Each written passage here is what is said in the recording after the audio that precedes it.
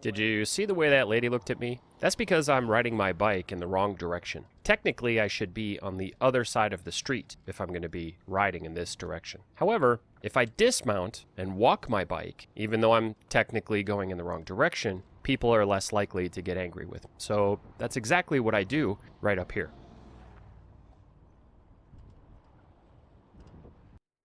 Real quick, I have a funny story about these stairs. Right as I got to my apartment, this lady was trying to navigate the stairs. She was sort of fumbling about. Not the lady you see in the picture here, but a different lady. And she's sort of feeling out as if she can't see. And she's at the very top of the stairs, and she's sort of feeling for the edge of the stair with her foot. And she's also got her arms out, and she's trying to find some kind of railing or something to grab onto. I see that she's having problems, that she's in distress. I'm at the bottom of the stairs across the street where my apartment is, and I say, "Oh, wait one moment," and I run up to her and I say, "Can I please help you?" And she goes, "Oh, no, actually, I was just, I'm not blind." And I said, You're not blind?" She said, No. And I said, "Because you are acting as if you're blind." And she said, "Yeah, no, I was just sort of feeling things out, just sort of letting the universe, kind of guide me." And I said, "You were pretending to be blind at the top of a stairwell?" And she went, Yeah. And I think I just rolled my eyes, scoffed, did an about face, and walked away as if she had just wasted every moment of time that there could have been wasted since the beginning of the universe, since the history of time. This was the dumbest person I think I had ever met. The fact that she spoke fluent English was telling. With an American accent was telling. And funny, she was one of two people that I met on my entire trip who I loathed. And the reason I loathed them was because they were acting like, and were, in fact, Americans. It's so funny, people talk about culture shock, like you're going to have culture shock when you go to a place like Amsterdam. And I know that a lot of the times culture shock can take a while. For instance, when I lived in Mexico, it took me probably 3 months before I started to become a little more recluse and experience culture shock. But when people talk about culture shock, it's about the other, right? It's about not fitting in. It's about feeling like you don't belong. Generally speaking, in Europe, I had the exact opposite experience. I felt like I was finally home. And the only shocking thing was when I met moronic Americans doing stupid things, this lady being one of them. Anyway, moving on.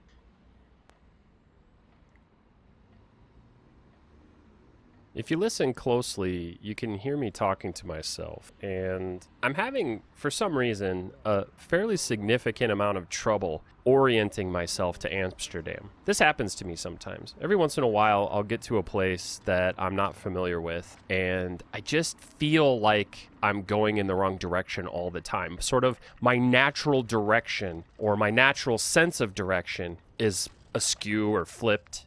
And for some reason, I'm always thinking, well, that's the way to wherever, right? The center of the city. Or that's the way to the place I want to go. And then I'm looking on the map and I go, oh, wait, no, it's the other way.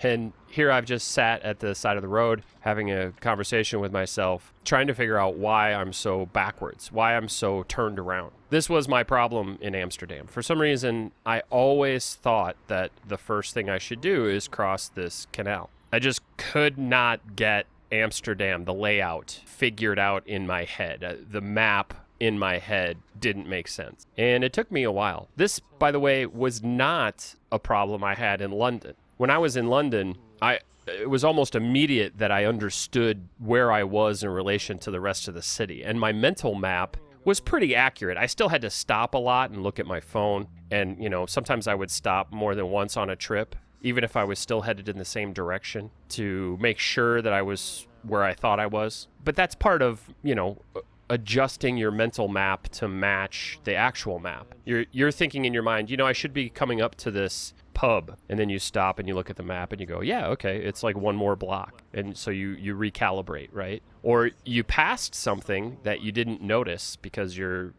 not paying attention, or you're just not aware of everything yet. Things aren't standing out to you. And you go, I should have passed that by now. And then you check the map and you go, oh, I did. It was, a block ago. that was on my right. Okay, so here's where I am, right? And then you reorient yourself. Amsterdam, it took me quite a few days. And even then, it just felt like I was going in the wrong direction a lot of the times. When I would go to the places that I would go, I always felt like I was going in the wrong way. So I had to stop all the time. The other thing about Amsterdam is, and this is Europe in general, but there isn't really a grid system. So it's difficult to orient yourself to the city because instead of there being sort of roads and flow of traffic going in a direction like there is in the United States because everything's on a grid, a road goes to one place. There's no redundancy, or there's very little redundancy. The redundancy is built in layers, right? So the redundant way to get to where I'm going is to go into the subway. So you have to go below grade. In the United States, the redundancy is, 1 block to your right or 1 block to your left, or, up to 5 blocks to your right or 5 blocks to your left. All the streets, because they're on a grid, are sort of generally going to the same general place. And that's not the way it is in Europe. So if you get going down the wrong street in Europe, you're going to a different place. And that's the other thing that keeps happening. Because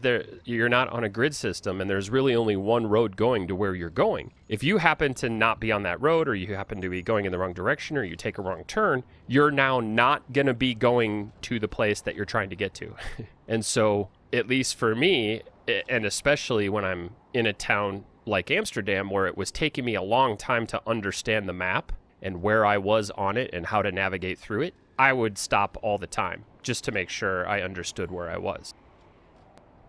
If we take a moment to notice this infrastructure here, that big bus just passed, things were a little tight. Now in Amsterdam, it's not a question of whether you have your own space, right? I've got my own bike lane here. It's very obvious where the bike lane is, that I'm in it, but the separation here isn't ideal. Ideally, the bike lane would be one more separation to the right, on the other side of these trees. Now this isn't uncomfortable, but it is a little bit tight. If you make a bad move on this particular portion of the path, you might get hit by a red bus, right? You just noticed that probably. And I went to pass that other biker and it was a little tight. Now, again, it doesn't feel unsafe here because I have my own space and it's grade separated. There's a curb between me and the street, which is huge. That's huge. But ideally, all those parked cars would be parked where I am, or not there at all. And the bike infrastructure would be on the other side of this tree, this line of trees, where I'd be completely safe, completely separated. If I had one thing to say about Amsterdam, it's that while the bike infrastructure is more than adequate, door to door, right? If you walk out your front door, you have all 5 options for transportation, and biking being probably the most built out of the infrastructure, biking and sidewalks. But there are times when the biking infrastructure puts you in a position that's less than ideal. And that's really about the worst thing you can say about Amsterdam's transportation infrastructure. Occasionally, it puts you in a situation that's less than ideal. Now, I know that there are probably some intersections, some places in Amsterdam that I, would actually feel really uncomfortable because the infrastructure is in conflict with other infrastructure. But I didn't find that anywhere. You actually have to seek that out in Amsterdam, and I just didn't find it. When I was in Amsterdam, everything seemed very much in its right place. Let's just take a few moments to listen to the city at its original volume.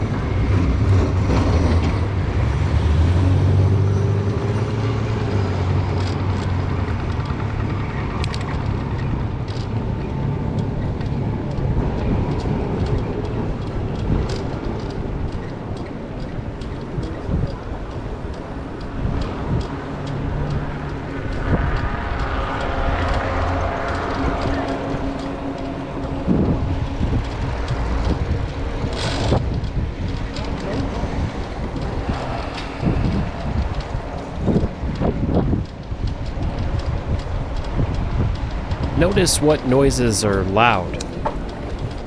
Notice what's annoying.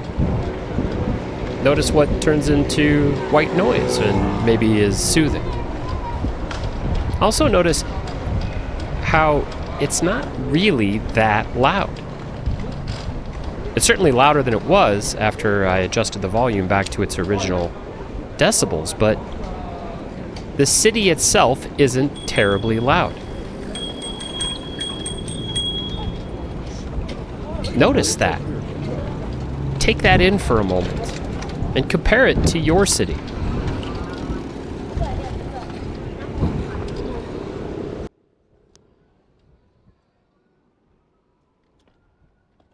So that left turn that I just took, I did it on a roundabout. The way the Amsterdam infrastructure works is to take a left turn, you kind of go around a big circle.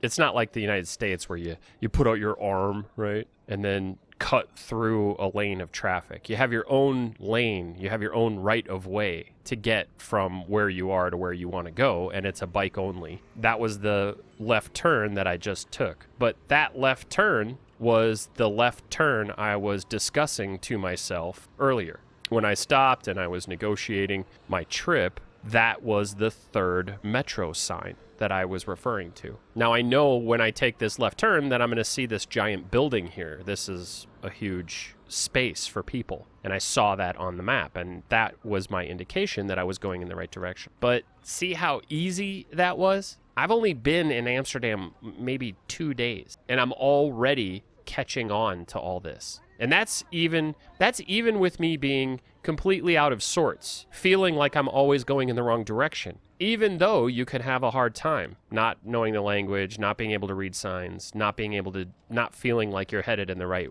direction. Because of the way the infrastructure is set up, it's still incredibly easy to navigate these spaces. Not the same as in the United States, where you would never even consider traveling, say in Denver, by bike or walking. You would have to call some sort of ride share. By the way, you shouldn't. You should call a cab, like a traditional cab. Ride shares are a crock of shit. But you would have to contact somebody to take you where you want to go. There isn't a bus.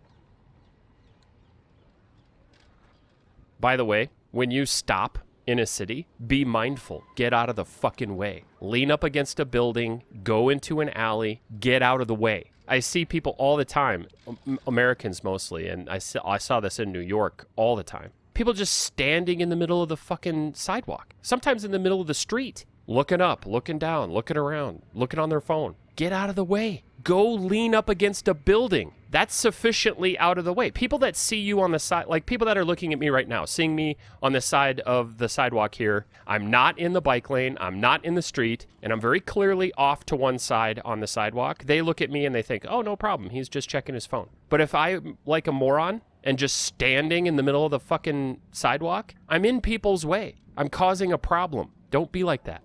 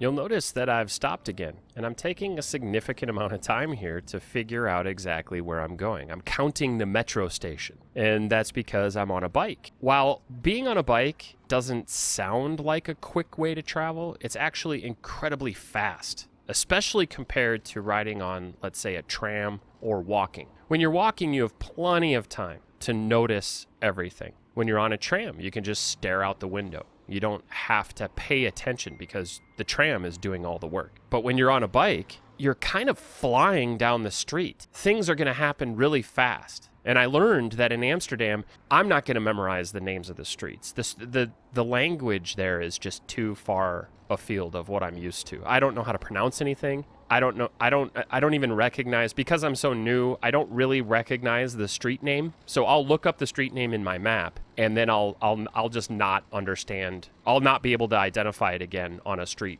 sign. I know I just looked at it 15 minutes ago, but I won't be able to see it again. It doesn't register, right? I have no concept of that word. Even if I say it to myself a bunch of times, because of the way that the consonants and the vowels are organized, and I just don't understand the language at all. So there's a significant language barrier. But I do know that there are 3 metro stops between me and the way that I have to turn on this map. I think it's a left. 3 metro stops. And I know a metro stop is a giant M, and I know roughly where they are because I'm paying attention to the map. So that's what I'm counting right now. And when I'm on my bike, it's not going to be as easy to see things. Like I said, you're actually on a bike, you're actually moving much, much, much faster because you're not having to stop for stop signs. You know, like I said, you're not on a tram, so you can't just stare out the window. You're riding a bike, which takes a fair amount of your energy. Now, that's not to say, though, that riding a bike is stressful, because it's not. It actually feels really free. You've got a lot of fresh air, and you have a lot of control, and you can slow down and stop and pull over at any time. There's no restrictions. You don't have to stop for stop signs. You have the right of way pretty much everywhere you go. So it's not stressful, but it is fast. And if you're not paying attention, you can go way out of your way without even really realizing it. If you've never been to Amsterdam, it's a little bit difficult to describe just how accessible this city really is. For my first 2 days in Amsterdam, I was convinced that I would just take public transportation. And it worked. It worked wonderfully. The trams and trains, the subways, the buses, everything works great in Amsterdam, just like in London. But it became crystal clear to me that I was missing out on something extraordinary. And so I got a bike. By the way, this is a picture of how much a bike costs in Amsterdam. And for those of you that don't know and can't convert euros into dollars, this is dirt cheap. So I rented a bike and decided to ride to a suburban mall. The total trip took about an hour and 5 minutes one way, which admittedly is a long time, but it was just so pleasant. Biking, especially the type of biking you can do in a city like Amsterdam, is just so unbelievably pleasant. There's almost no stress associated with it, although I admit, as I'm reviewing this footage now, it does look stressful.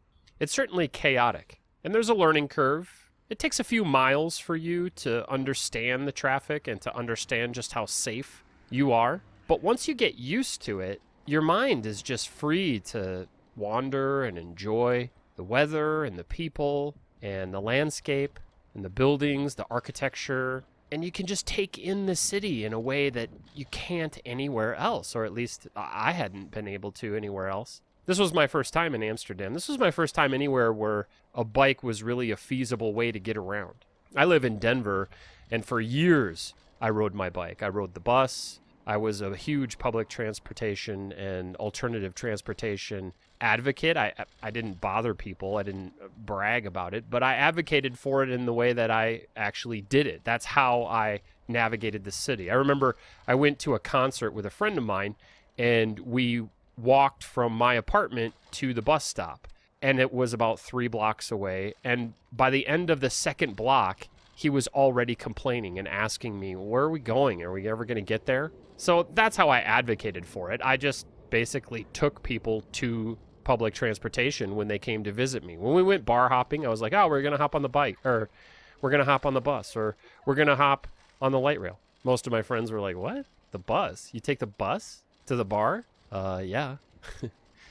Back in those days, I walked all the time. But that's how I advocated for it. I would just take people the way I would go. I would just show people this is how you get around. And they would, follow me because people follow you. That's just how people are. But when I got to Amsterdam, I just couldn't believe how much of the city opened up to me. It was just a totally different world. So when I first got there, as I said, I tried to use public transportation, and it worked just fine. But the city itself is built for bikes. At least the infrastructure is, and it makes the city feel like it's built for bikes. So once you get a bike in a place like Amsterdam, the spaces between destinations, while they're a little further apart than like Paris and even London. For instance, when you walk out your front door in Amsterdam, you truly have 5 ways to get from point A to point B. From door to door, there are 5 options. So Amsterdam is one of those very rare cities that actually gives you every travel option, door to door. But when you step out your front door in Amsterdam, it's not a guarantee like it is in Paris or like it is in London that you're going to be within walking distance to literally everything. But because of your option to ride a bike, because the bike infrastructure is there for you, it doesn't matter. It feels like everything's within walking distance. And the bike makes trips so much faster, longer trips. So in my apartment in Amsterdam, I want to say that most everything I needed was within a 5-minute bike ride. Probably 100% of everything I needed was within 5-minute bike ride. About 50% of the things I needed were within walking distance. But honestly, after acclimating to the biking lifestyle, I never thought of walking anywhere. It was always just, I'll just hop on my bike. For longer trips, like this trip out to the mall, I did consider taking the train, but I wanted to take the bike for this particular trip because I wanted to publish this episode of Urbanist Snark. And when I went downtown, I took the subway. When I went to leave Amsterdam and go to Brussels, I took the subway. It wasn't like the only thing I could think of was riding my bike. But your day-to-day travels, your day-to-day trips. Where in London, I would take the bus or walk, more likely. In Amsterdam, you are on your bike. You just get on your bike. It becomes second nature. And I hadn't experienced that since college. And by the way, I live in Denver. So riding your bike in Denver is a nightmare. You might as well, you're basically taking your life into your own hands. You might as well roll dice to figure out if you're actually going to make it without breaking your leg or getting hit by a car or almost getting hit by a car. That happens all the time.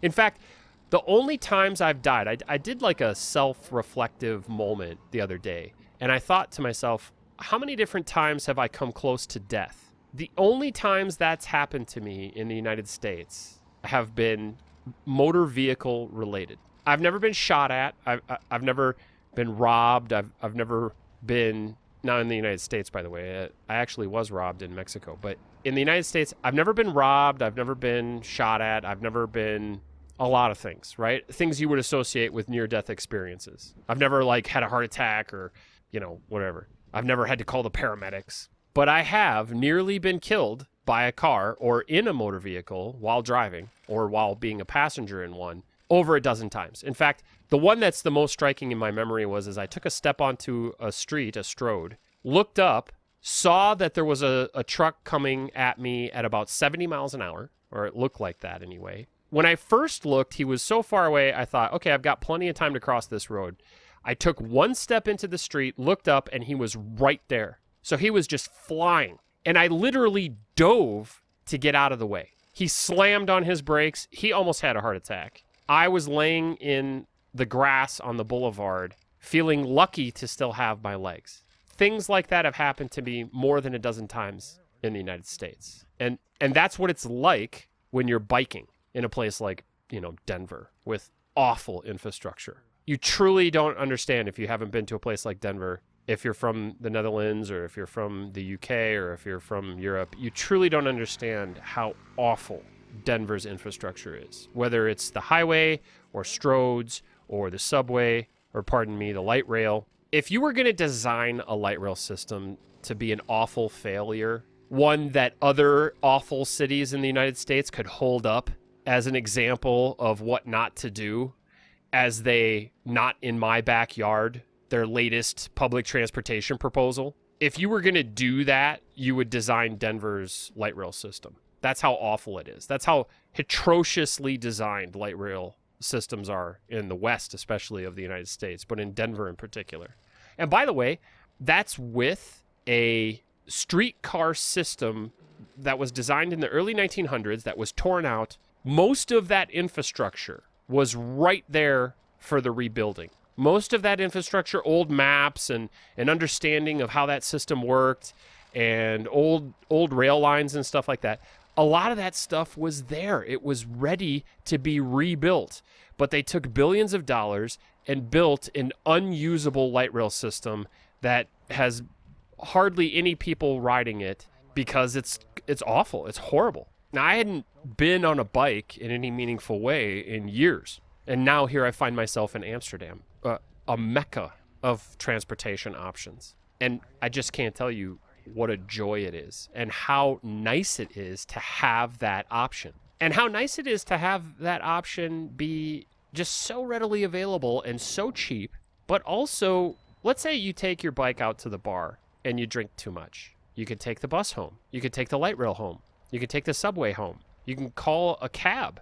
You can have a friend drive you home. And you can leave your bike at the bar and you don't even think about it. You don't even worry about it because you can just you could just catch a bus the next day. You could just catch a light rail the next day and go go pick it up. It was so simple. It was so easy.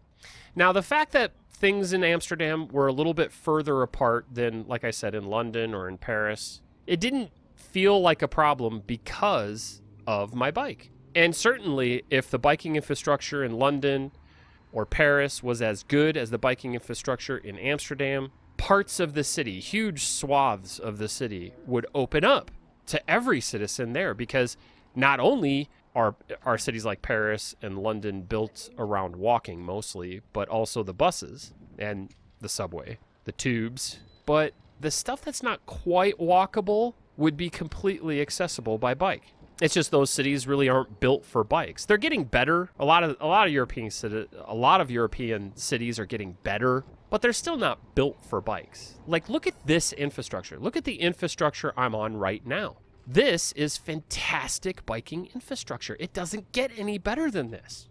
And by the way, your North American city has this infrastructure, the biking infrastructure I'm driving on right now. Your city has it. They're just not using it for bikes. All the redundancy in the United States, all the grid systems, like, take a look at this map for a second. Notice that every street in this map running north to south basically goes to the same place. These 5 streets basically go to the exact same place. Why isn't one of these streets bikes only? Why isn't one of these streets buses only? One of these streets could be cars only. And boom, you've got your infrastructure. You've got separated biking and walking infrastructure and, infrastructure for people that have disabilities and all that stuff. You've got separate public transportation only infrastructure, and you've got car only infrastructure. Instead of the nightmare infrastructure that they build in the United States where cars and buses and bikes and pedestrians and literally every possible thing is crammed onto the street. Like, look at this section of Broadway. Do you want to go here? What the fuck is this? What is this parking?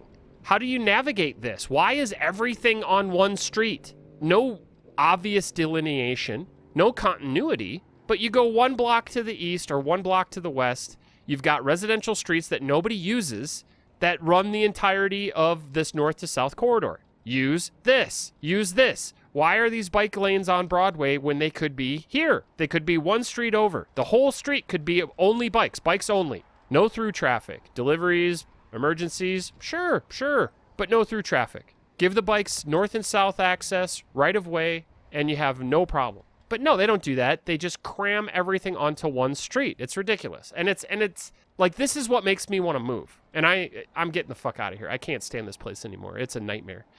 I just looked up crime statistics. Denver is more dangerous than New York City. There's more property crime. There's more violent crime than New York City. People always talk to me about how expensive New York City is. I've been to New York City.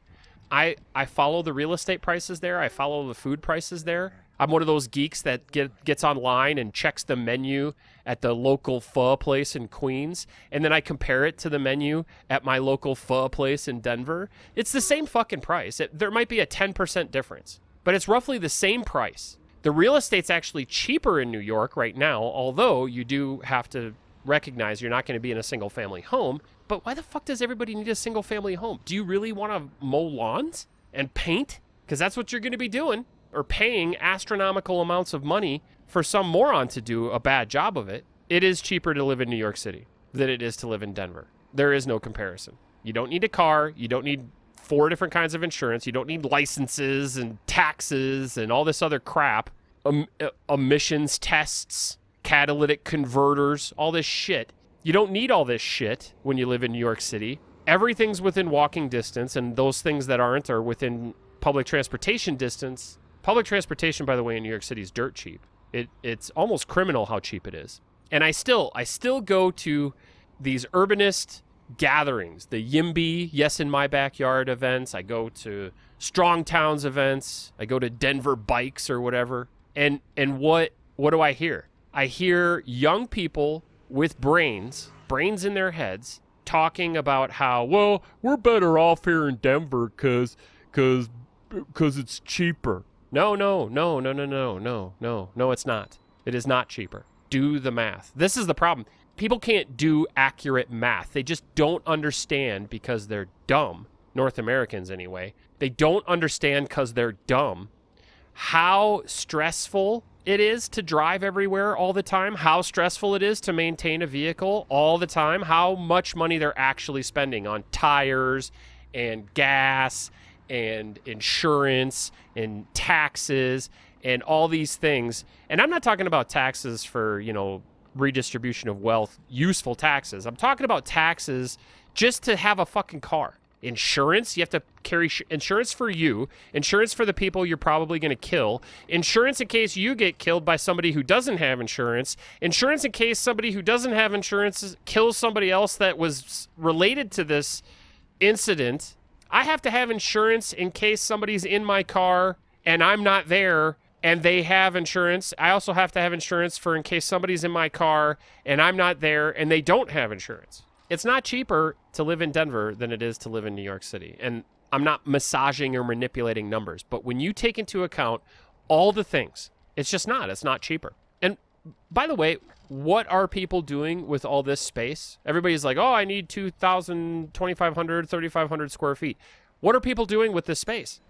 I know people that have whole floors, multiple floors sometimes, of their houses that they don't use. They just fill it with crap. Basements that are just filled with old living room sets and garbage and shit. Nobody ever goes down there. Attics that nobody ever uses. It's a learning center. Yeah, well, nobody's up there doing anything. Bedrooms that nobody ever sleeps in. Dining rooms that nobody ever uses. The music room. Really? Are you in there playing music? No. What people end up doing is they just fill their space with crap. Look at some of these pictures. Look at this. These are the kinds of things people do with the space that they have. They just fill it with trash. Look at this trash. What the fuck is this stuff? It's like decorations for the sake of decorations. You know what people in Europe don't have because they don't fucking need it? Weird magnifying glasses next to a steampunk lamp or whatever this is supposed to be. What the fuck? What is this? Why do you have this? What is the meaning of this? What's its purpose? It's to look good. Some moron decorates a house like this and then looks at it and goes, lights. I like lights. Lights are pretty. Oh my God, what? Why? Stop this nonsense. People just fill their houses with crap. It's just room after room, floor after floor. They don't use these McMansions. There aren't enough people to fill them. There's 3 people that live in these houses that are 5,000 square feet. And yeah, half the house is empty of people, full of garbage. But look at this beautiful city that I have access to. Look at me. I need underwear, okay? When I travel, I pack nothing. It's a backpack with a couple changes of underwear, a couple changes of socks, a shirt, a pair of pants, and another layer. A lot of the times I'll have like another layer, so I have like a raincoat and a a down jacket that's kind of a liner. It's really thin, but it gives me layers in case things get cold or wet or whatever. But generally I have, whatever I have on my back, which is also layered, and then an extra set of layers, and that's it. That's all there is. So I didn't bring enough socks and underwear to live in Europe for 32 days, but I'm in Europe. And now I'm week 2. I'm in Amsterdam, and I need a pair of underwear. I've been doing fine with the underwear I have, but I need some more. It's time. It's time for more underwear. So I'm going to the mall. I need some underwear. I need some socks. I already got some shoes. Had to buy shoes in London. I didn't have enough shoes. My shoes wore out. I was walking too much. Didn't know that was going to happen. So I'm taking this trip. I'm going out to an outlet mall. In the United States, I like to go to outlet malls. I don't know if in Europe that would be a thing, but I'm being an American. So I'm going to an outlet mall, and I'm riding my bike. That's fantastic. If you live in North America, you know how not an option it is to ride your bike to the outlet mall. Those words don't even make sense. Those phrases don't even have any meaning. If I were to say this to somebody, like if one of my friends came over and was like, hey, I need to get some pants. Do you need to get anything? Let's go to the mall or whatever. And I'd say, yeah, sure. I need some underwear. And I said, did you bring your bike? They'd look at me like I just shot a kitten. They'd have no fucking idea what I was talking about. And if I said, oh, I've got some bikes, let's take the bikes, there'd be like protesting. It would be like a 2-year-old having a meltdown if I was like, no, seriously, we're going by bike. I think that person would probably stop being friends with me at that second, that moment. If I was, I opened the garage, I'm like, no, seriously, I've got some bikes right here. Let's take our bikes to the mall here in Denver, in the city we live in. They'd be like, dude, I'm never speaking to you again. What the fuck are you talking about? Never call me. Lose my number. Taking bikes to the mall? Are you insane? That's what they would say. They would actually be right to do that. Who the fuck rides their bike anywhere in North America? There's not one place, not one city. And I know, there's some Ray Delahunty urbanist out there. By the way, I love Ray. I'm not a city nerd. He's cool. I watch all his videos. I just watched the one he just put out. But there's some Ray Delahunty city nerd out there going, well, actually, I ride my bike everywhere. I live bike free. And you're like, and you're thinking, yeah, I know, but you're one of like a million people or whatever who can actually afford to live right off the one whatever the word is, one bus line or one transit line in Albuquerque. So you're living in this premium real estate in a premium part of town. But what happens when you need to go to the dentist? Your dentist isn't right off your rapid transit bus line that you live on and go to the Santa Fe style Tex-Mex place down the street to get Chili's because they're awesome. He whacks everywhere or rides his bike. I get it. I get that you found this tiny little space that's urbanist friendly. But if you want to go to your friend's house that doesn't live there, you're fucked. If you need to go to the dentist, you're fucked. And I know you could find your way through because you plan out your trip and you've got your goat head proof tires and all that stuff on your bike. I get it. But for the rest of the world, for the rest of society, you don't get to choose where you live. You don't get to I get to pick the exact neighborhood, the exact space. You're just stuck. You just live wherever you live, wherever you can afford. And if you have no infrastructure, you're fucked. And guess what? If you're in North America, you have no infrastructure. You're fucked. And even Ray is fucked when he needs to go anywhere other than the 4 restaurants on his RTD line or on his rapid transit line. And the 8 other places, the really cool coffee shop where he does his NordVPN that he bikes to, that's somewhere near him, probably a mile away or more, but still it's somewhere in the vicinity of his Albuquerque apartment. You don't have to live in a special neighborhood when you live in Europe. When you live in a good urban environment, you don't have to be in the one part of town that actually functions sort of okay at 20% capacity. You have more than one option when you step out your front door. Oh, and by the way, there's actually something outside your front door worth doing. That's the thing about North America. Everything is so segregated. Everything is so quarantined from everything else.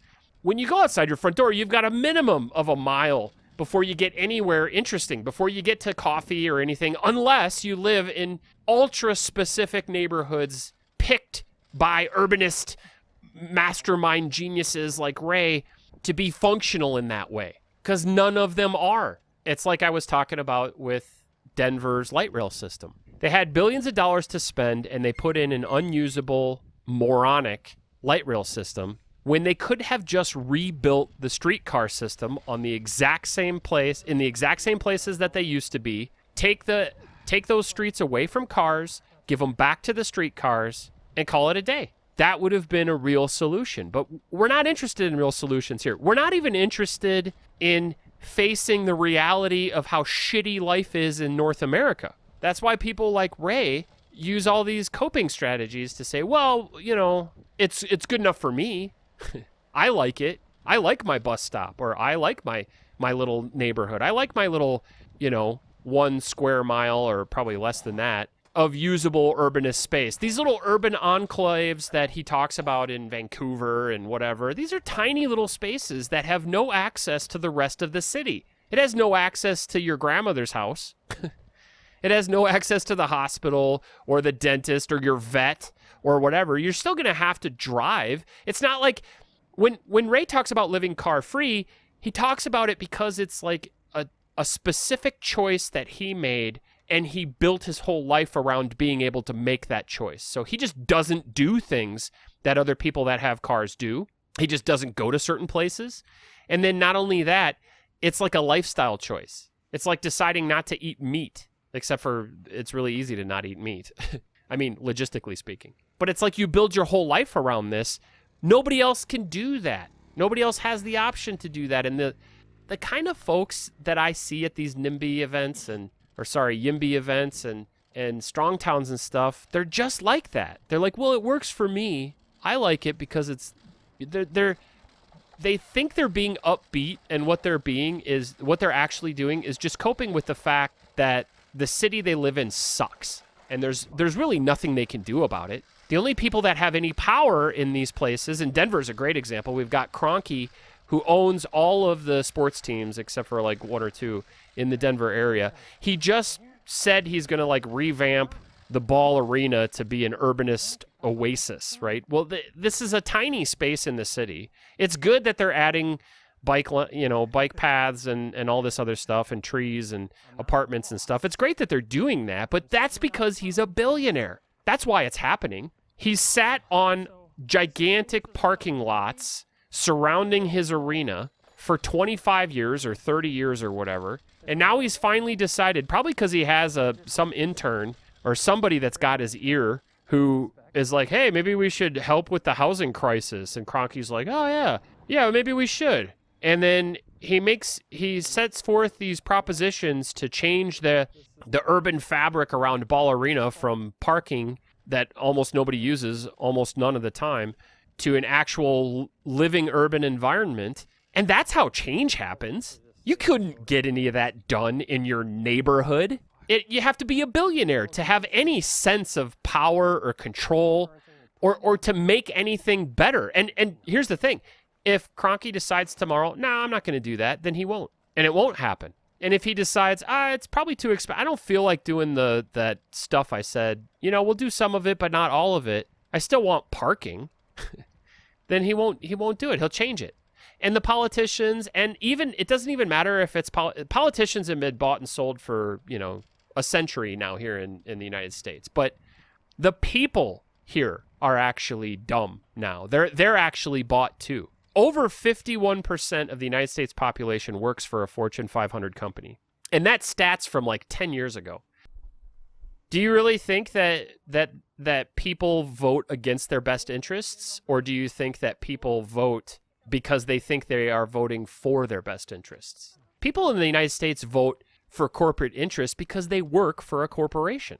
They think they are voting for their best interests because that's who their boss is. That's where they get their livelihood. That's why we never get anything good in the United States, because people think they're the next billionaire, or they think they're next in line, like the next promotion's going to put them through the fucking roof or whatever, right? They're going to break into the 1%. or they relate to them because they work for them. That is in their best interest. And I know there's a lot of misinformation. I get that. A lot of people are misinformed about what their best interest actually is. But a lot of them also are lockstep with the billionaires because that's who their bosses are. That's where they work. That's the company that gives them everything they have. That without that company, the only thing they could fathom is going to another giant company. None of these people are going to start their own businesses. None of them want to actually work. So to do anything good, to go anywhere fun, to have any quality of life improvement. In the United States, there's about 3 places you can live. One of them is New York City. And everybody talks about how expensive New York City is, and I already said it's not. And it's not. If you run the numbers, it's not. City Nerd Ray just dropped a video talking about how expensive it is. But when he looked at New York, he looked at his stats it was stupid. He was on Manhattan Island. He's in Greenwich Village or whatever. That's the most expensive neighborhood in Manhattan. It makes no sense to run those numbers in comparison to some suburb in Jersey. It's like, dude, go to the Bronx, go to Queens, even Sugar Hill on the north end of Manhattan. The whole metropolitan area is an urbanist dream. Go anywhere under the umbrella of the subway system. That's car-free living as far as New York's concerned. And by the way, all the boroughs except for Staten Island are available by transit and part of New Jersey. Although once you cross the river to New Jersey, it drops off precipitously. But by far the most well-connected is Manhattan, followed probably second by Queens and the Bronx, Queens and Brooklyn, and then the Bronx. But taking the price per square footage or whatever of the most expensive neighborhood in Manhattan is just bad. It's bad press for one. It's bad math for the other. You can go to Queens or Brooklyn or the Bronx and get a ton of space at a very reasonable price and have all the amenities that he claims you had in Greenwich Village, and you wouldn't have to be paying through the nose. By the way, 350 square feet in New York City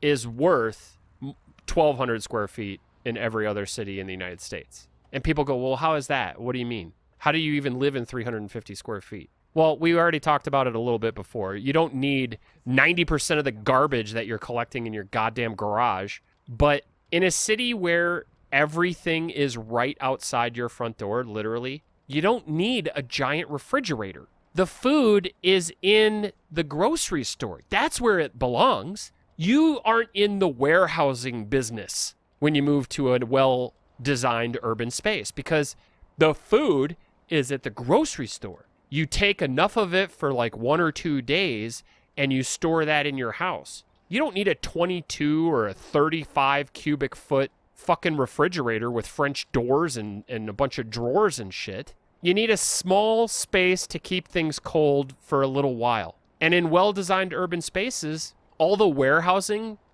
that goes on happens at the places where they actually distribute the food or whatever it is, the clothing. You don't need closets full of clothing when you live in a place that's well-designed because the clothing's at the clothing store. If you need a new shirt, you just go fucking buy one. You don't have 30 of them on hand. That's the thing. In North America, other than New York, everybody shops at fucking Costco. So you don't just buy some toilet paper. You buy a goddamn pallet of toilet paper, and then you need that many cubic feet in your house for your toilet paper. Now, I do the same thing because I live in Denver, but I got to be honest with you. It's ridiculous. It's insane. You know how much money North Americans spend on space just to store what our daily needs are? Because we don't have an easy space we don't have anything outside our front door to just pop out and grab. So I don't buy, a couple cups of coffee. I go buy 3 pounds of coffee. That means I need a space in my freezer for 3 pounds of coffee. That would be my total freezer space if I lived in New York City because I wouldn't fucking have 3 pounds of coffee because I wouldn't need it because the coffee is at the store where they sell coffee, not at my house. If the reason I do this in Denver is because I go to get groceries once a week or once every 2 weeks because it's far away. It's at Sam's Club or whatever. There isn't a Sam's Club outside within walking distance, a couple blocks from my house. And if there was, I wouldn't fucking go there because you don't buy in bulk when things that you need are a block from your house. But because I live in North America and the city is so poorly designed, I'm actually in the warehousing business. I actually have a mortgage that I pay that allows me to have enough space to warehouse 22 cubic feet of food. I also pay to refrigerate that food. If I lived in a well-designed urban space, I'd have maybe 10 cubic feet, maybe less, of refrigerated food. Do you know how much less my bills would be every month? And how much that would accumulate over the course of my long life, my 46 years of living? The numbers really add up. And that's the other thing about North American city design and just North American quality of life in general. Every possible expense, every possible worry, every possible everything is on your shoulders. But when you go to a place like Amsterdam, that is not the case. You're not in the warehousing business in Amsterdam. Not every conceivable expense and stress and worry is placed directly on your shoulders in a place like Amsterdam. And a huge reason why, one of the things that people just don't understand and maybe they'll never understand, is because of the way the city's designed. Now, a lot of it has to do with, good government, right? They've done a lot of work to give you good healthcare and childcare and support during times of need and struggle. So some of these big money items, right? A kidney transplant or whatever, that's not going to fall solely on your shoulders in a place like Amsterdam. But even your day-to-day life, even the amount of cubed feet that you're required to refrigerate is lowered. You don't have to buy a gigantic appliance that takes 5 guys to get to your house and a dolly. You could just go buy a small, reasonably sized fridge because the food doesn't need to be stored at your house because access to food isn't miles and miles away in a web of Strodes. You go outside, you turn left, it's a couple doors down. When I was in London, it was about a half a block away. When I was in Paris, it was literally 2 doors down. When I was in Amsterdam here, it was about a block and a half away, which felt like a half a block because I was on a bike. And when I was in Brussels, I was still recovering from being sick, so I didn't really go out. I got sick in Amsterdam, and then I almost died, It felt like it. I didn't go out much. Luckily, I had just gone to the store, so I did have some food on hand. But you can order things, too. It's easy to order takeout. And then in Brussels, I was just blah. I was, recovering and still sick, so I didn't really go out much. But everything was right there still. I mean, I have footage. You'll see it. Everything I needed was right around the corner from me in Brussels. Now, interestingly, some European homes still have larger refrigerators. It's not like you can't get them. They exist. The refrigerator in my apartment here in Amsterdam had a large refrigerator. It was large. But you don't need it. In the United States, you need it. A large refrigerator in Europe is a luxury, one that you don't need, one that you can have if you want. A large refrigerator in the United States is a necessity. You're required to have it. If you were to walk into a house in the United States, in any city other than New York, and it didn't have a 22 cubic foot fridge or bigger, you'd think, oh, fuck, I got to go get a fridge. I can't live what am I, in college? And I feel like I'm saying this now ad nauseum, but that's because of how poorly the city's designed. That's because the food isn't where you are. It's not even close. And so every time you go there, you got to get enough for a lot of time, a week or whatever. That's the other thing, too. You're storing food. You're ripening fruit in the United States. You know where the fruit ripens in Europe? At the fucking grocery store. When you go to the grocery store, the fruit you buy is ready to eat that second. In fact, if you don't eat it within about 24 to 48 hours, it's going to go bad because it's fucking ripe. Here, I buy guava. It takes 4 or 5 days just for it to get ready to eat, and that's if it ripens at all. You're not just buying food that may or may not ripen correctly at your house. You're actually gambling. I had to throw away. I hate throwing away food. I never throw away food, or I try to never throw away food. I'm upset about it. I'm upset right now because of throwing out 4 pieces of guava earlier today because it just didn't ripen. They were like little stones. They wouldn't get soft. That's not a thing you do in Europe. People don't ripen fruit in Europe at their house. They don't buy fruit that's a week away from being ripe. You buy fruit that you're ready to eat in the next 48 hours, and then you go out 48 hours later and buy more of it. Because you're not in the fucking warehousing business. You're not in the fruit ripening business in Europe. But literally every possible stress, every possible expense, every possible fuck up, including ripening your fruit, is put on your shoulders in North America. And anybody who doesn't speak out against this, anybody who isn't pissed off about this, anybody who's on YouTube or at your YIMBY event coping is doing just that. They're coping. Well, I like it here. It's good enough for me. It's like, no, this is where you're from. This isn't good enough for anybody. It shouldn't be good enough for you. It shouldn't be good enough for your grandparents. But you get stuck in a place and everybody you know lives here because this is where you're from. All your family's here because this is where you're from. But it's your responsibility to make your life better. And in the United States, that's just not possible. It's going to be an uphill battle and you'll get old and ugly like me and nothing will have gotten better. I've been going to urbanist events my whole adult life. Not with as much frequency as I have in the last couple years, but I've been going to events like this my whole life. People talking about how things are going to get better. Nothing's gotten better. Nothing. Your day-to-day life has gotten worse. Even in New York City. I mean, New York City is the only place you can live really in the United States and have a quality of life. But even New York City is getting worse. It's because it's in the United States. It's not possible to have a higher quality of life or an increasing quality of life in the United States. If you want a good quality of life, you've got to be willing to move. You've got to be willing to go somewhere else. Somewhere where they actually care about human rights, where they care about each other, and where the foundation has already been laid or lain. When you go to a place like Amsterdam, the infrastructure is already here for you to have a fantastic quality of life. And people recognize that quality. And if I were to say, let's take my car to the grocery store or the mall in Amsterdam, they'd look at me like, what are you, out of your mind? Take the bike. It's so much easier. It's so much quicker. It's so much more pleasant. It's so much less stressful. Well, I found some underwear. For the 22 of you that are watching or whatever, based on my view counts, I'm a medium, men's medium.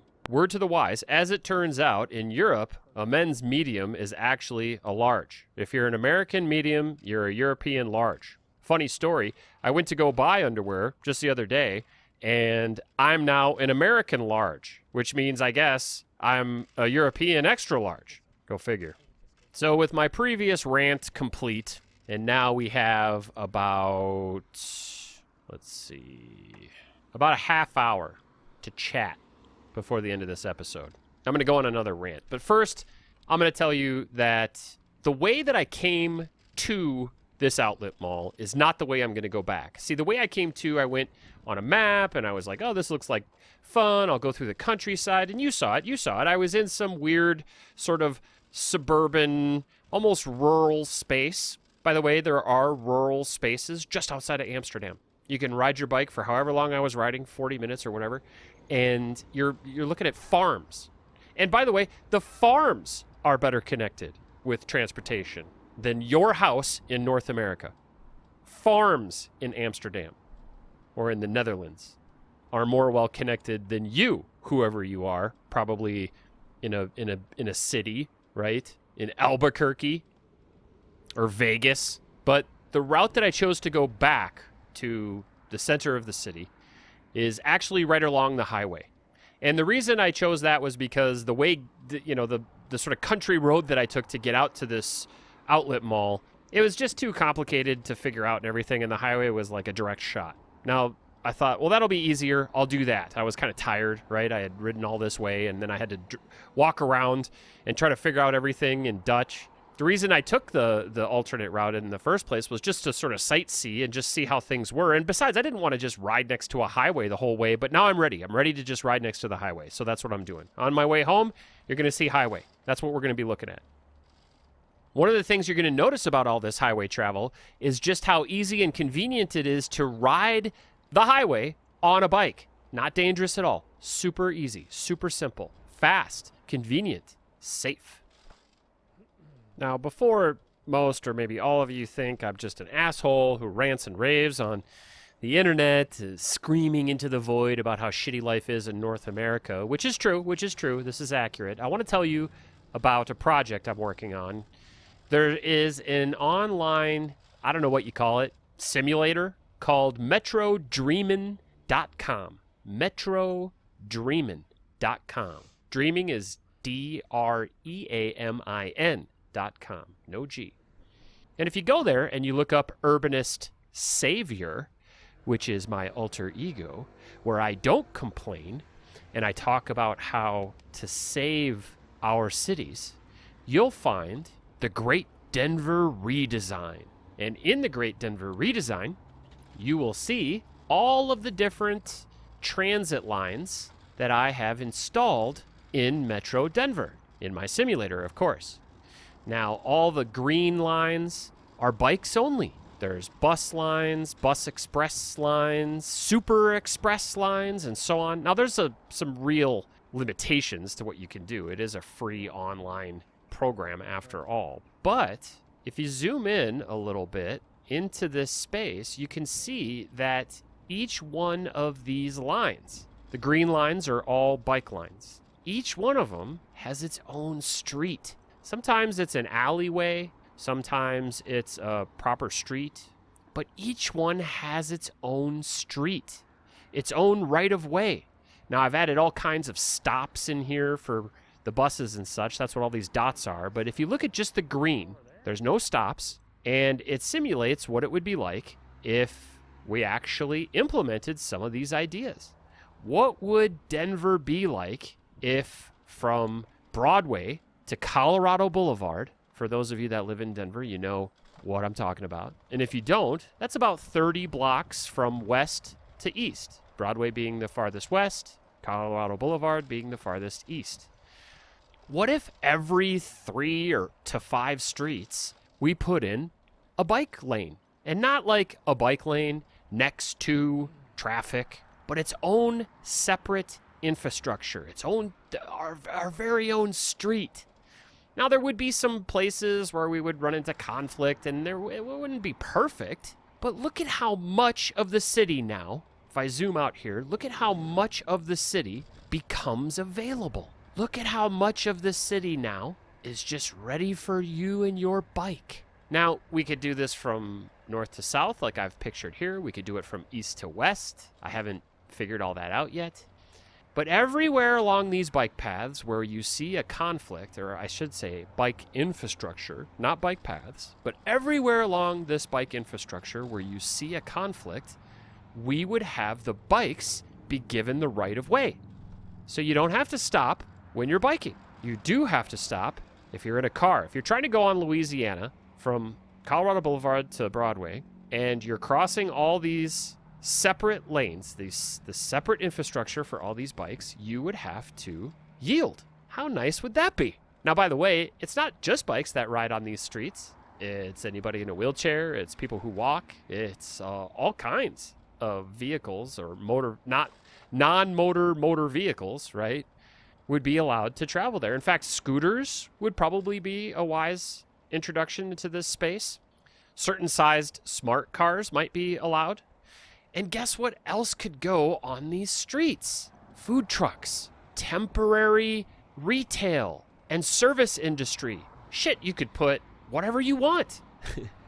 Because we get to change the code however we want to. So let's look at some of these bus lines real quick. So you'll notice I use a lot of stops. There's a couple different theories about stops and why you have to do it a certain way. You know, it'll be slow if you put too many stops. I don't understand why people don't get this. This is super, super simple, okay? You put stops everywhere. The furthest you should have to walk from any one place is 1 block in any direction to find a stop. And that's your local service. Every 5 stops, or 4 stops, or whatever, every 5 stops, you have limited service. And then every 10 stops or 20 stops or whatever, you have ultra limited or super limited, or you could do ultra super express, whatever you call these stupid things. It's possible to get, according to this simulator, on, let's pick a lane. Let me find a super express, the Bannock Super Express.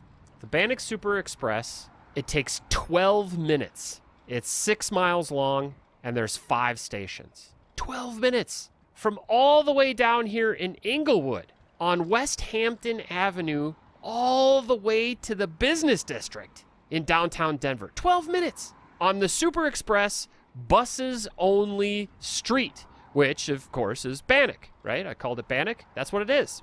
But on Bannock, you could also have local. You could also have express. So what do we have here? That's the bus Super Express. Well, what about the bus? Where is the Bannock local? The Bannock local. Let's take a look. What are these? Okay. It's 31 minutes now from all the way down in Inglewood at Hamden, all the way up to Colfax at the southern end of downtown. 31 minutes. Again, 6 miles, but with 28 stations. Now, this simulator isn't going to be perfect because it's also going to assume traffic and other shit, right? But there wouldn't be any traffic. Those times are probably overestimations. According to this simulator, we'd have 6 million people annually riding just this one bus, and it would be $227 million, which I don't think it would be that much. I mean, this is ridiculous. I don't even know what these contractors these days think they're charging. What about, though, like one of the more... Now, if you go to bike, let's just go to bike only really quick. 11, bike only. It's the largest section here. It's right off of, or no, it's not the largest. There's the largest section. It's right off of, like right down the heart, the middle of, kind of upscale, uppity Denver, right? It says it's 8 miles long. It has 8 stations. Now, those stations aren't literal stations because this is bikes only. So there wouldn't be stations. You could install stations, places to stop and fix your bike, get a water, have a shit, whatever it is you need to do. So we could still put infrastructure here. Something, a place to warm up, right? A heated station. It says, though, the travel time. Now, this thinks you're a bus. That's one of the other limitations. But it says here the travel time is 17 minutes. Let's triple that. Just to be that guy. Let's triple it. So we're talking about an hour. Less than an hour, but about an hour. Let's say an hour. To get all the way from Hamden, which is way down south. This is like 8 miles all the way up to North Park Hill, all the way up to 40th. You're east of downtown. You're in the City Park region, or Central Park. What the hell is our park called? Where the zoo is and all that shit. The Museum of Nature and Science, the Emerald Forest, right? They have all these stupid names for things. Unfortunately, there's also a golf course up here. City Park, 1 hour. And by the way, that's me being a dick. I don't think it would take that long. If you're flying on your bike, I don't think it would take that long. If you don't have to deal with traffic and you have the right of way, so you don't have to stop very often. Now, assuming this all works, where's the problem here? Where is the problem? Where's the problem with this kind of redundancy, these stations here, all these dots that I'm pointing out? Some of them on the same road. Some of them I alternated. I specifically put in stations that were alternate roads. So no matter where you are in this grid, you're pretty close to a bus station. No matter where you are, you're pretty close to biking infrastructure. So you've got choices. You've got options. Now, each one of these bus-only roads, infrastructure, could have expresses and super expresses, and you could do super duper expresses that take you from, all the way down south to all the way up north nonstop. There could be a 1-a-day nonstop going from, Inglewood Center. That's why I picked this space, because there's this big shopping district down here. It's so horrible too. It's all just parking lots and just the worst kind of places you'd want to go. But there's Swedish Medical Center, so that's for you there. You want to connect places like a Swedish Medical Center to the rest of the city, right? You want to connect all these places. But each one of these lines, each one of these bus lines, each one of these yellow lines you see, and the red line is the bus express, right? That's my Bannock Express. Okay, there's my express. Let's, real quick before we make this point. Okay, travel time, 12 minutes. Length, 4.5 miles, 5 stations. There's your express. The Lincoln Express, 16 minutes, 7 miles long, 6 stations. Takes you all through the whole city. The Bannock Express, 16 minutes, 6 stations. The Bannock Super Express, 12 minutes, 5 stations. You're really only saving 4 minutes. So, I mean, this is still in, right? This is beta testing. I don't know what I'm doing. This is just what some numbnut, me, came up with based on the very limited information I had going to Europe, studying maps, and then thinking with my brain, with my noodle. And here's the thing. Each one of these yellow lines could be an express and a super duper express or whatever you want. You could break this up any way you want. The local service doesn't have to go all the way north to south. It could be just, five stations covering 10 blocks, and the train could just, the bus could just go back and forth, right? You could break this up however you want. You can make the service as frequent or as infrequent as you wanted it to. Although, I think the idea here, and I'm just gonna shoot from the hip, right? Because why we wouldn't make this the most frequent thing on fucking Earth, I do not know. All these bus lines, local, express, and super express, we make peak rush hour every 3 to 5 minutes. The rest of the day every 7 to 12 minutes. And then at low times. And by the way, keep this open all the time. This is a 24-hour service. Let's create some high-paying fucking jobs and third shifts for people to work. Let's get a unionized workforce to man this and woman this and run this and maintain it. Let's have each one of these stops be a place you'd actually want to go. Each one of these dots. Guess what should be right around here? I don't know, a food truck with tacos. That sounds good. I want to make my stop at South Grant Street because that nice taco lady is there. She's awesome. And you can walk 3 blocks away to South Pearl Street Station. Just right just a couple blocks away, there's another station. That's where the bathrooms are. Awesome. And then if you walk another 4 blocks to the South Ogden Street Station, there's that guy that sells those cool hemp t-shirts. That was a point I didn't make before. But let's make this 24-hour service at the worst part of the day, the lowest frequency. Let's do a half hour. Let's only have that for 3 hours from 2 a.m. to 5 a.m.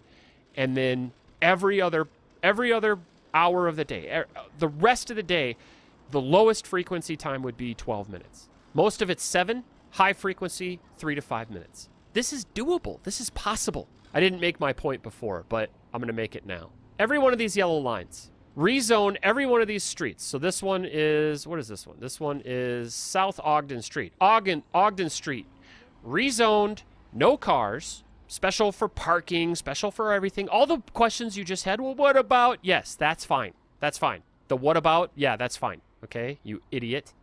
But rezone it, no cars, buses only, right of way, right? So buses now unhindered as they cross Louisiana or whatever street, right? And rezone these streets to allow for any kind of retail or service, food trucks. You could do like shipping container. You could do it, just portable, temporary services, goods and services, food. You could do, it could be a dentist. It could be, there's it's kind of unlimited what you could do. But use these streets to actually provide the services these people in these houses need. So when they walk out their front door, they don't have to get on the bus. There's something there for them. There's a business there. There's a lady that makes coffee. There's a guy that sells jeans. There's, a lady that has ibuprofen and, whatever your stupid, my holistic, healing, earthy, crunchy doctor said that I should go get beetroot or whatever extract. Okay, yeah, there's a lady that does that. Fine, if you want to waste your money. Go ahead, sell it, buy it. But each one of these streets now. And what does that do? That accomplishes the same kind of high-density urban infrastructure that we see all over the world, except for in North America, or just in the Americas, kind of. And it makes it easy and convenient to live in this space. You don't need a car in this entire grid. You don't have to go anywhere, really. You could fill in high-density stuff here. The housing market in this area would skyrocket, so all those assholes would be happy. It doesn't have to be high density. You could still have quite a few single-family homes, but I got to be honest with you, this lot where this single-family home is has enough room for another single-family home in the backyard, enough room for another single-family home in the front yard, and probably enough room for another single-family home in the setbacks. I think you guys are getting my point, though. This infrastructure is doable. And one of the biggest reasons why it's doable, and I'm talking about all the transit lines, all the bus lines, all the biking, right? All these lines you see here, all the stations, they don't have to be these grand, they just have to be functional. And then around each station, and really this whole space, you want to rezone and recategorize high density, multi-use, plus food truck and temporary services, goods, services, and retail. The opportunity for people to open up businesses in this space is kind of unlimited, and it's time that we started actually doing this stuff. And we could vote this into our governments. We could show people this and say, this is what we want. Now, this little section I just picked randomly. It's not because I live in this section. I don't actually live in this part of Denver. I just picked it randomly because it includes Broadway and Colorado Boulevard, and those are really popular places people know. It includes places like, City Park. It includes a couple neighborhoods that kind of some hoity-toity kind of folks live. But the real benefit here would be doing this exact same grid, but out east in Aurora, and then connecting that grid to this grid with a grid that goes from east to west instead of one that goes from north to south. But going out here, out east, where people don't make as much money and where they need a little more help.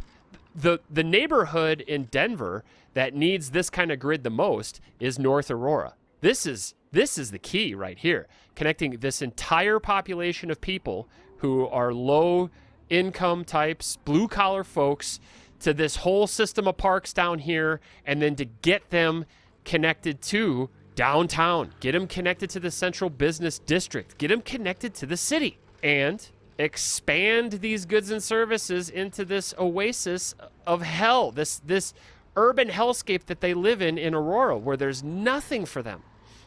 So I'm wrapping up.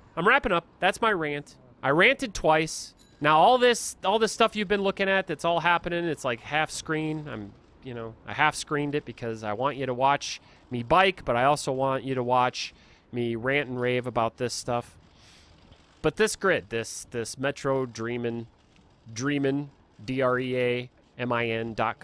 Go there and check out Urbanist Savior. Check out some of the maps that I'm going to be doing. It takes me a long time to do this kind of shit because I run 5 channels and I'm one of those psychopaths that can't sit still. And it'll all change. I'll finish Paul's Passive House, which, by the way, you should go check that out too. You should like and subscribe and all that shit. And watch me convert my 1950s shithole house into a passive house, which is the highest energy efficiency standard in the world. I'm also going to come up with a project plan for how to do that whole scale. I'll probably use Metro Dreamin' as my map, but I don't know. We'll see how it goes. But I just can't say enough how this is a solution. This utilizes all the infrastructure we already have. We're not building subways. We're not elevating trains. We're not doing anything we don't already have. These are all pre-existing roads and streets, just reorganized, recategorized. And by the way, if you look in here, if we zoom back in, all the streets that aren't marked with green or yellow are still cars only. It's exactly the way it is now, but we just take a tiny percentage of the overall amount of infrastructure and we recategorize it for buses only, bikes only, or people only. We're not taking that much away from these cars. All of you folks that are worried about cars, we don't have a war on cars. We're not at war with you. I'm going to get into that in much more detail, but we're not at war with you. We want to coexist. I want your life to be better. Imagine you're driving down the street and there aren't as many goddamn cars in your way because this infrastructure that I just, showcased for you exists. People are on the bus. People are riding their bikes. They're not in your way. You're going to get from your house to the central business district in Denver faster too. I'm not at war with you. I'm here to make your life and mine better. And that's what Urbanist Savior is all about. That's what my alter ego is all about. He's about making change, positive benefits, win-win. Well, if you're watching the video, then you see that I got distracted by a fruit stand. So I'm going to go check that out. Ear seduction.